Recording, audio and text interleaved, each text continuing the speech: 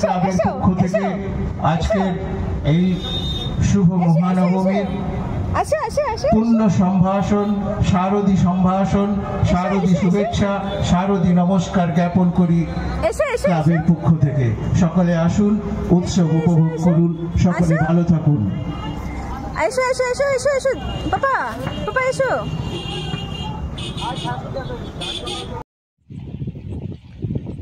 Thank you for watching.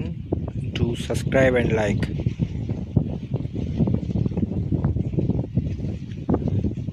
Video अच्छे लगे तो सब्सक्राइब और लाइक कर दें।